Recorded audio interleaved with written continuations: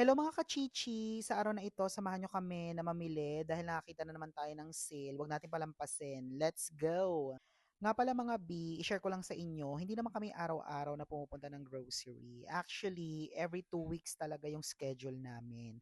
At kadalasan, inaantay talaga namin yung maraming sale or promo para at least mas makatipid tayo, 'di ba? Syempre doon tayo sa makakatipid, Pinoy, charing. Ito nga palang mga makikita ninyo sa ating video ay yung mga kadalasang ginagamit talaga namin. Ibig sabihin na halos araw-araw talaga ay kinukonsume namin yung mga products or items na ito.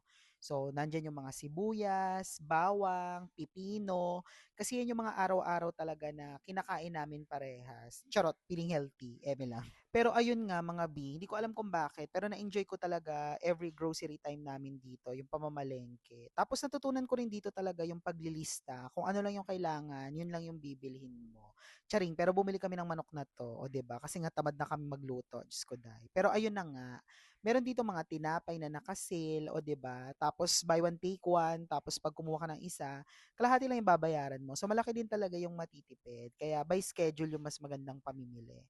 Tapos nga pala, hindi na tayo puro rice dito, na-promote na tayo. So minsan, pita yung ginagamit natin. O 'di ba ang arte? Charing. Pero isa rin talaga sa nagpa-amazing sa akin dito, Dai, ay yung mga karne nila. Hindi ko alam kung ano yung tinuturok nila o nilalagay nila, pero ang lalaki, Dai. Tapos kapag nag-sale sila, so sale, o 'di ba ang artist, so sale. So tulad nitong chicken breast na ito, ang laki na matitipid mo, ang dami niyan. Tapos ang lalaki niya, Dai, 'di ba? Tas ayun, gano'n din yung kanilang mga hamon, 'di ba? As in karamihan ng mga products nila dito or yung meat products, sabay-sabay nagse-sale. So hindi natin pinalampas. Tapos ito pa, B, na-miss ko rin yung pagkain ng hotdog. So bumili tayo ng dalawang hotdog, be. Buy one, take one yan. O, gusto nyo yan, for sure. Hindi lang ako. Charing. At ayun na nga mga B, nagpatuloy tayo sa pag-iikot dito dahil may listahan tayong sinusunod. At naisip ko na rin magkano na kaya aabutin ito. Pero go lang dahil di tayo magbabayad. Charot. Pero dahil patuloy ang ating pagbagong buhay, bumili na rin tayo ng brown rice na napakatagal isaing. Diyos ko dahil, super effort. Pero healthy, go. Kasama na din dyan yung paghahanap natin ng mga healthy snacks na pwede nating i-chicha anytime. Lalo na siya, pumapasok siya. So, kailangan talaga meron siyang mga pang-snacks, eme. So, as usual, syempre, mga oatmeal at saka mga granola yung target natin. Tapos nakita ko dito nung ganito, hindi ko alam kung anong tawag diyan, pero parang giniling siya ng mga prutas, ayan.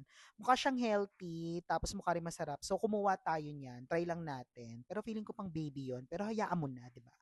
So sa mga oras na yan, medyo mapupuno na rin itong ating mini cart at medyo napapakamot na rin sa ulo yung ating kasama. Siyempre siya yung magbabayad. Tapos ayun na nga mga B, napakarami ng klase ng seasoning na meron sila dito. O di ba hindi mo na kailangan gumawa-gawa at eme-eme ng sukat-sukat. Meron na sila dito, hanapin mo na lang. Tapos ayun, kumuha na rin kami dito kasi nilalagay yan sa kape. At 'di ba nga may coupon tayo niyan. So go.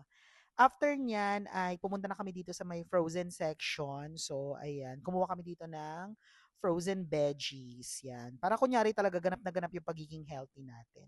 Magkaiba yan eh. Hindi ko lang alam kung ano yung pinagkaiba nilang dalawa. Tapos ito, share ko to sa inyo. O, 'di ba? Pwedeng-pwede sa inyo yan. Charot lang, pang-aso yan, be. Pero ang dami ding ganyan. Diyos ko, nakakaloka. Nakakatakam din siya. Charot. Dahil naka-sale din ang kanilang paper towels, hindi natin pinalampas. Gumeching na rin tayo niyan. Go.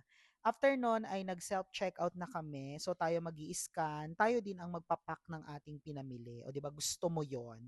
And then after that, ayun, medyo mahamog na. Tapos malambot na rin yung bunbunan ko kasi nagugutom na. Charing. Pero ayun nga, sabi ko bilisan na natin kasi parang uulan ng malakas. O di ba nararamdaman. Naging weathercaster tayo ng very good. Pero ayun nga, after nun, pagsakay namin, Diyos ko, mga ilang minuto lang, umulan na siya. O, 'di ba? Totoo yung kapangyarihan ko. Charing lang. Pero yun nga, share ko lang sa inyo kung anong ganap. Salamat!